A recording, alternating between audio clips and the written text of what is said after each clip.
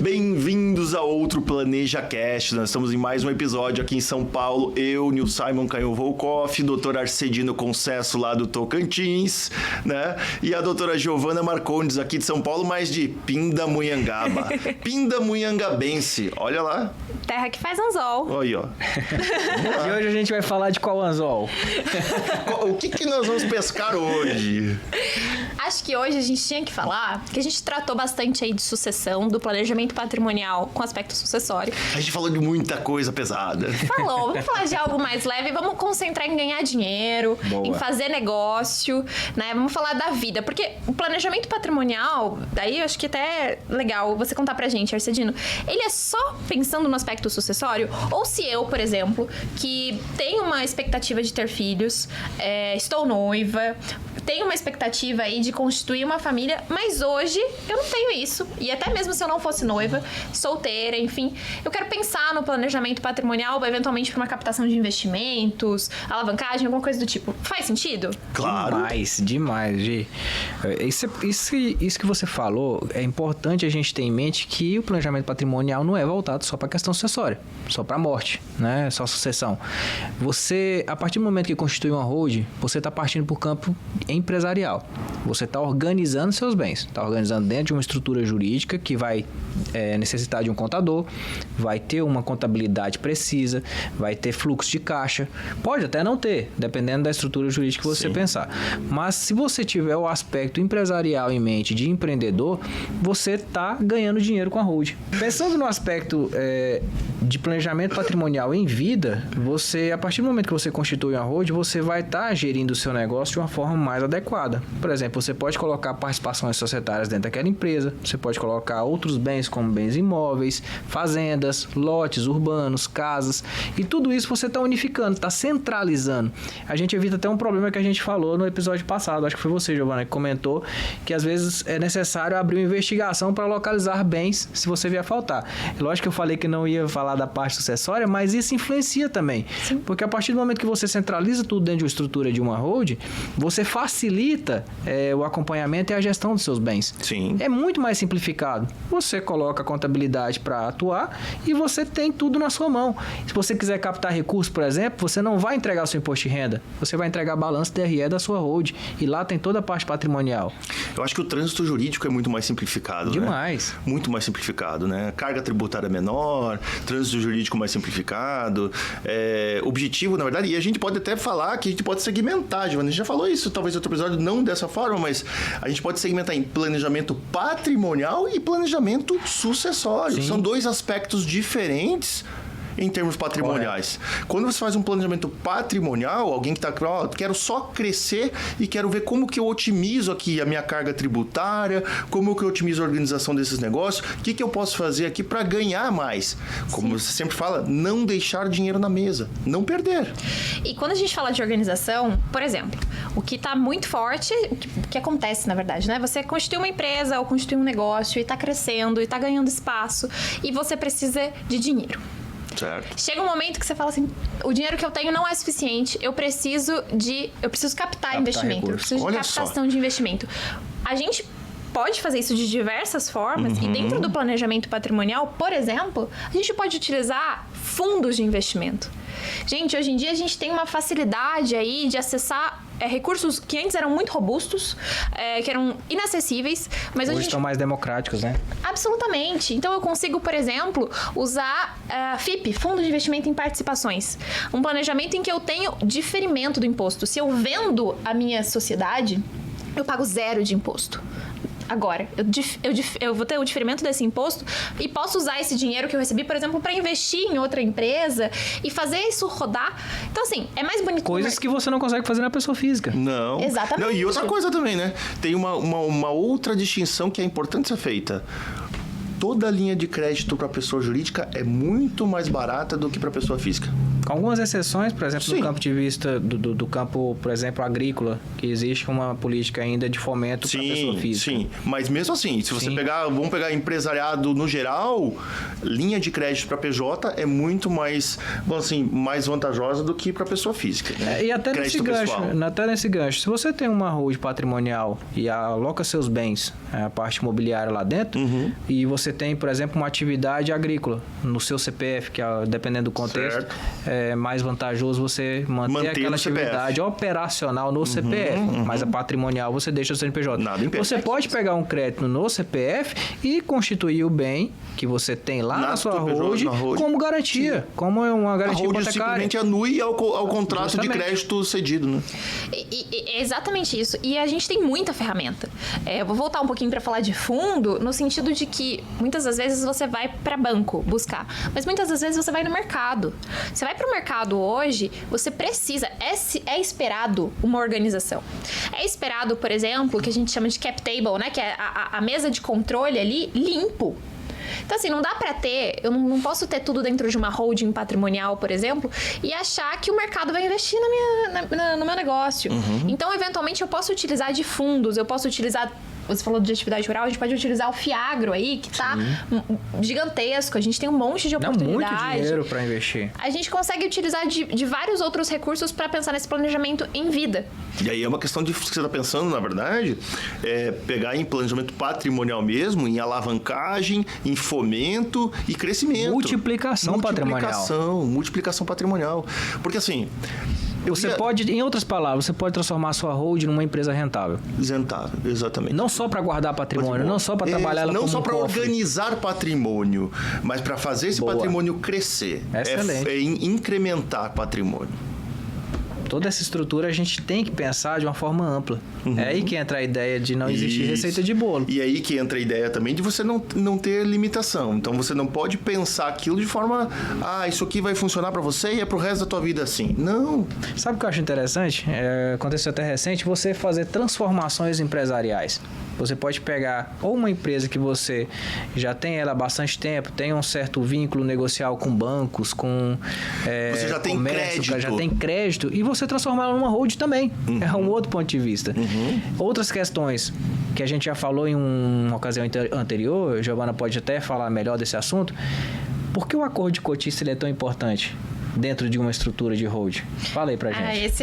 E aí a gente tá falando já de sociedade, quando você tem sociedade. Exatamente. E nós estamos falando de questões patrimoniais dentro de sociedade, tirando o aspecto familiar, né? Correto. Exatamente, porque o planejamento patrimonial não é só família, né? Exato. Então, por exemplo... Principalmente quem é envolvido em negócios. Exatamente. Você tem outros sócios. Você traz para ali, pro seu negócio, pessoas que têm expertise diferente da sua, ou que têm o dinheiro que eventualmente você não tem naquele momento. Ou que eventualmente se complementam, né? Exatamente. Que é o que normalmente acontece em sociedades, né? Exatamente.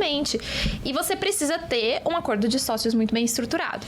Uma coisa que eu vi muito forte no mercado, que a gente está trabalhando muito ali no escritório, é pensar na ideia de partnership.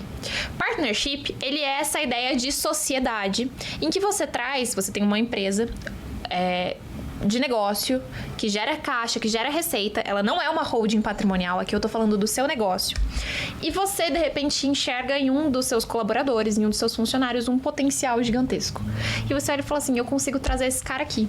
Eu posso estimular, porque daí eu tenho ali um estímulo, ele vai ter equity, né, que a gente fala muito de equity hoje em dia. Explica o que é equity primeiro, porque daí as pessoas conseguem entender o que é equity. O equity é a participação societária. Então, se você dá, muitas vezes, em vez de aumentar o salário, você dá o equity para o seu funcionário. Você dá... Ele se sente parte do negócio. O objetivo disso é integrar o funcionário bom ao negócio para que ele faça aquele negócio ficar melhor ainda. E você retém uma mão de obra qualificada. Exatamente. Você não tem, você não vai perder ela para o mercado, se você tiver ele como sócio. Retenção de talentos, eventualmente ali um benefício tributário, porque eu vou ter distribuição de lucros. E da distribuição de lucro não incide imposto de renda, pelo menos por enquanto. Exatamente. E não vai ter INSS, se ele deixar de ser funcionário e passar a ser sócio.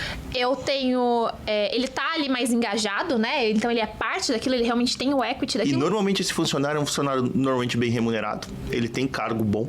Sim. Porque para ter você mirar ele com essa perspectiva, provavelmente ele te traz resultados e então ele tá num cargo acima, um cargo de chefia, algo gerencial, né? Exatamente. E faz muito sentido isso. Só que você não pode simplesmente trazer ele como sócio. O que você vai ter que fazer? Um acordo acordo de cotistas, um acordo de sócios, né? Um acordo de acionistas. E aí, só para deixar familiarizado, né? Que a gente tem vários, né? Tem mais de um tipo, mais de 2 tipos societários, mas normalmente a gente usa bastante a sociedade limitada e a companhia, né? A sociedade anônima. E aí, quando a gente fala de companhia e sociedade anônima, a gente fala de acionista, e quando a gente fala de sociedade limitada, a gente fala de sócio ou de cotista.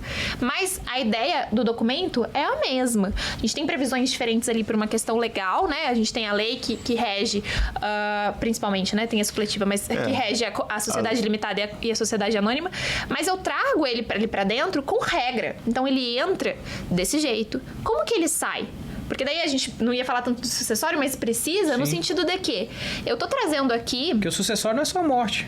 É a sucessão dele sair, por exemplo, da empresa. Sim, também. Mas ele quer até se retirar. Independente, não houve essa retenção e depois de um certo tempo ele falou assim, aqui não dá mais pra mim, eu quero sair. Exato. E aí ele pode sair sob quais condições? Porque se ele bate na porta e fala assim, olha, agora... Tava muito bom pra mim até agora, mas nesse momento aqui eu tô querendo ir embora, sabe? Tô querendo morar fora. Quero caminhar sozinho, enfim. Não faz mais sentido. Epa, qual é a previsão de apuração de haveres? O que você vai pagar? Se a empresa não tem caixa, sabe uma coisa que a gente vê muito? Eventualmente, empresas que a atividade não permite o acúmulo de caixa ali, e a gente precisa ter porque é giro, não é margem, é giro. Exatamente. Então, eu preciso prever, ele só vai conseguir, só vai sair, eu vou ter que esperar um evento de liquidez para aquilo acontecer. Ou estabelecer um prazo mais elastecido, condições diferenciadas para essa retirada. Exatamente. Uma possibilidade de compra por outro sócio, né? Possibilidade de compra por outro sócio. Ou pela própria empresa, tudo mas isso em a gente pode condições. colocar no acordo de cotista, né? Isso é que é interessante. E um cuidado muito importante de se ter, que muitas das vezes, quando a gente está falando de um sistema de partnership, ou então de uma sociedade mesmo, mas que você não tem uma relação tão pessoal com aquela pessoa, por exemplo, nós dois. Eu viro pra você e falo assim, você já não precisa ser sócio? Tem um negocião aqui, vai dar dinheiro, acho que tem excelentes perspectivas, você traz essa expertise pra mim. Nil, vamos ser sócio também? Vamos trazer, assim, vamos nós três constituir uma sociedade. Só que, batendo na mesa, mas acontece... Aqui não é madeira, viu? O que é importante é isso aí que você tá falando. A intenção é de madeira, tá? Mas é só pra... Porque a gente tá fazendo uma sociedade aqui entre nós três. Tem aqui um ânimo de ficarmos juntos. O vínculo é personalíssimo, né? Exatamente. Então, eventualmente, batendo na madeira que não é madeira... Eu quero ser sócio do Nil, mas não quero ser sócio do filho dele. Não quero ser sócio da esposa. Quem é a esposa dele? Quem é a esposa dele? Eu não gosto da esposa dele. Eu não gosto do seu noivo. E aí? Pois é. Né? Não sei quem Se você falecer, eles vão vir aqui pra dentro? Eu não quero. Não sei quem é. Coloca as regras pra isso. E se a gente se divorciar? Eu caso e me divorcio, e aí ele busca lá, na hora da partilha... dessa sociedade, porque eu tenho direito, o regime de bens que a gente escolheu não era bem assim. Exatamente. Então, e eu consigo resolver isso com um acordo de sócios. Excelente. Então, hoje em dia, a gente tem que pensar no planejamento patrimonial também para negócio. Sabe o que eu acho interessante dentro desse contexto também, Giovana? O que acontece? O Nil fala muito disso. A estrutura de planejamento patrimonial, ela não deve ser imutável. Tá? Então, a gente pode, por exemplo, ir ramificando essa estrutura empresarial. Você tem aquela estrutura matriz, começa como um pequeno negócio. Só que cada hold é representada por uma das pessoas físicas naturais que fundaram aquele negócio. E o acordo de cotista, a gente pode colocar essas regras vinculadas a essas pessoas físicas naturais, né? Essas pessoas que criaram aquela situação e que vão estabelecer as regras. Muito embora a estrutura interna de cada um sucessório já esteja montada, a estrutura do negócio operacional, ela vai ser distinta. Exatamente. E a gente precisa dessas previsões. Eu preciso saber, aquela pessoa que eu tô trazendo para dentro da sociedade, ela tá entrando a que título, ela sai a que título, ela recebe o que na saída, ela pode pedir para sair e recebe o quê? Se ela falecer, como é que vai funcionar, né? Caso se os filhos entram ou não, né? Como que os filhos recebem no caso de liquidação, né? Porque daí Existem é uma outra estruturas, situação. inclusive, muito sólidas nesse sentido. Se o sócio falecer, os filhos não vão ser sócios, né? Não vão ingressar. Eles vão receber os haveres dessa maneira. Sim. Justamente porque as pessoas, quando criaram a sociedade, tinham o intuito persona. Dois intuitos que a gente pode classificar. O intuito pecúnio e o intuito persona, quando a gente constitui uma empresa. Uma sociedade. É uma sociedade, perdão. E a sociedade, com o intuito persona, você está vinculando que a estrutura é personalíssima. Você não vai aceitar terceiros estranhos, aquela relação originária. Isso é absolutamente legal, não tem nenhum Justamente. impedimento nisso. Ah, não, mas o meu filho quer ser sócio. Não, não é assim que funciona. Ah, minha esposa é casada em comunhão de bens, ela vai ter direito se eu me separar? Vai ter direito nesse AV dela. Aos Mas ela resultados não daquele vai negócio. entrar Exato. como sócia.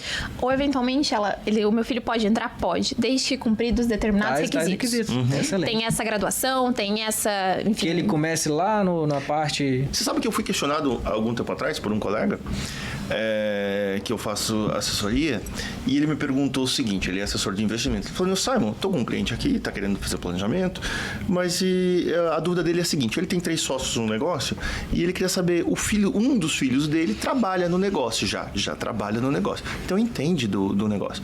E os outros 2 não. Existe alguma forma de você regrar para, no caso de uma eventual sucessão, esse filho poder entrar e os outros 2 não? Eu falei, claro. Sim. Não existe prejuízo no fato deles não entrarem.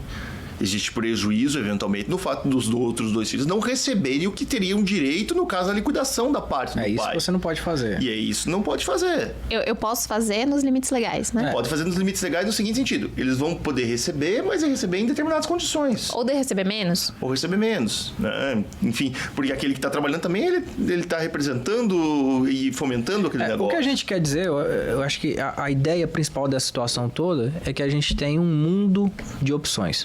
A gente tem um universo gigantesco de opções e que essas opções, elas vão serem acolhidas dentro daquele contexto, olhando a situação de cada cliente. Você sabe o que eu acho interessante nisso que você está falando? É o seguinte, eu acho que o mais importante é fazer com que as pessoas entendam que a gente tem um universo de possibilidades de escolha, mas isso depende de alguém extremamente capacitado para desenvolver.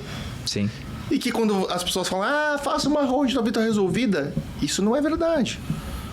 Entra aí até uma outra discussão, Nil. A diferença de preço para valor. Preço para valor. Tem colegas que cobram bem menos para fazer uma determinada estruturação patrimonial. Mas o resultado que eles apresentam Só é que satisfatório? ele só tem um preço. Ele não tem um valor intrínseco de ideias e opções que somente um profissional qualificado vai conseguir oferecer para aquele determinado cliente. Exatamente. E a gente tem tanta ferramenta, né? Quando a gente tá pensando, vou listar cometendo o pecado de esquecer, mas assim, hoje em dia você pode utilizar de estruturas mais básicas e mais clássicas, né? Mais antigas, testamento, você consegue utilizar a holding, você consegue utilizar pacto acordo dos nupcial, sócios, a gente consegue utilizar seguro de vida, a gente consegue utilizar previdência privada, a gente consegue utilizar fundos de investimento. Então tem ali FIP, FIM, FIDIC, FIAGRO, FI.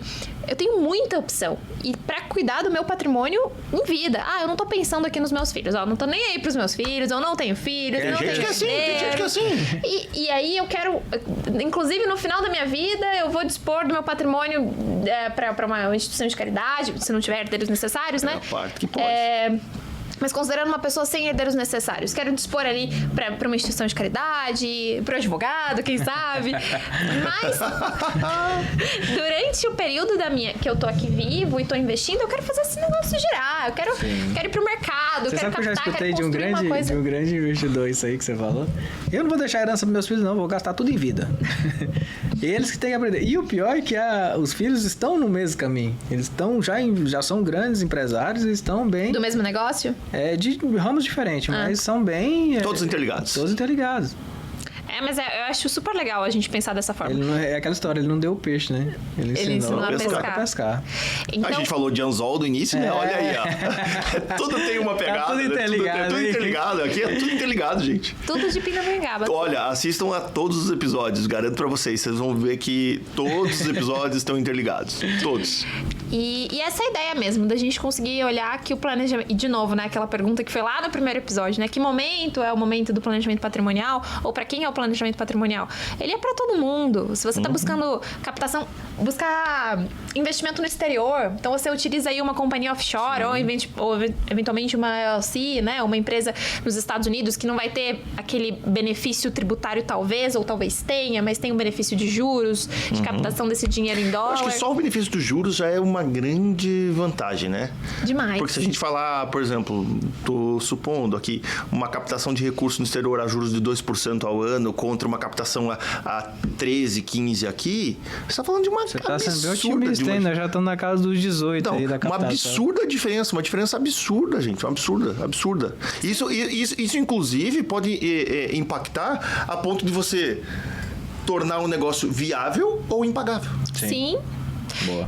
Exatamente. Então, assim, a ideia do Planeja Cash é a gente conseguir trazer no dia a dia das pessoas que a gente tem muita ferramenta para usar. Muito. Então, a gente pode usar aí o mercado financeiro. Acho incrível esse movimento que a gente tem do mercado financeiro aí, de estar acessível. Então, a gente pode utilizar títulos de dívida, a gente consegue utilizar securitização, CRI, CRA. Enfim, tem muita coisa. O que é CRI, o que é CRA? Explica, porque as pessoas vão pensar que nós estamos falando de educação básica. É título de dívida, então são certificados de recebíveis imobiliários ou do agronegócio. Então, é uma maneira de você buscar dinheiro no mercado, porque às vezes não vale a pena você desembolsar ali, você tirar o dinheiro do seu caixa, do caixa da sua empresa. Às vezes ele é mais rentável internamente do que você colocando, imobilizando ele em alguma operação, né? Exatamente. Porque o planejamento patrimonial, ele é isso, né? O planejamento, ele é um olhar pro todo. Ó, pra você ver que, na verdade, o planejamento, quando a gente fala aqui de planejamento, a gente não se restringe só olhando mas vou morrer, vou deixar pra quem? Não é nada disso. Na verdade, a gente tá olhando o presente, tá olhando o teu crescimento, inclusive, né? Então, assim, você estar bem assessorado impacta, inclusive, na forma como você cresce. Ou seja ela uma forma mais conservadora, ou seja ela uma forma mais arrojada. E estar bem assessorado, inclusive, o excelente ponto que você levantou, ele não significa só ter um excelente advogado. É também. Também. Mas você precisa de uma equipe. Então, você precisa ali... contábil. É multidisciplinar, né? Você precisa de um contador, você precisa de um assessor de investimento, você precisa de um advogado. Muitas das vezes, um desses profissionais de confiança, ele vai te apresentar esses outros, né? Sabe o que é ainda interessante, que eu acho que a gente não focou, mas só para finalizar, já caminhando para o final desse episódio, que o planejamento patrimonial também te traz liberdade. Porque você deixa o campo de você estar tocando à frente aquele negócio, trazendo, concentrando todas as decisões na sua pessoa. Pode, por exemplo, nomear decisões estruturantes, né? Decisões estruturais. Você pode nomear um administrador, dependendo do porte da empresa, pode nomear um CEO para tomar conta daquela estrutura empresarial. Eu tenho vários clientes que existe a estrutura que ele não toma mais decisão, ele deliberou tudo para o administrador da empresa, da companhia. Ele só toma pé de prestação de contas. Ele só quer saber, o que deu, qual foi o resultado da minha hold. Que por exemplo, tem um cliente que tem uma hold mista. Ele tem o administrador que toca toda a parte operacional, é tudo com o administrador. Então, ele tem liberdade para fazer o que ele quiser, para viajar, para usufruir daquele patrimônio. Inclusive, para pensar em outros negócios. Inclusive, que é o mais importante. Porque ter tempo permite isso. Dinheiro, é ganhar dinheiro. Permite isso, né? E dinheiro faz dinheiro, né? Não dá pra gente falar. Não tem como negar isso. E foi esse, pessoal, mais um episódio do nosso Planeja Cash. Foi isso que a gente quis trazer para vocês, essa ideia de que planejamento patrimonial não é só sucessão, não é só proteção, é também organização e é também ganhar dinheiro. Também ganhar dinheiro. Obrigado, Nil. Obrigado, Giovana. Obrigado, Arcedino. Obrigado, Giovana. Esperando você no próximo episódio. Curtam, deem o like e assistam a todos os episódios.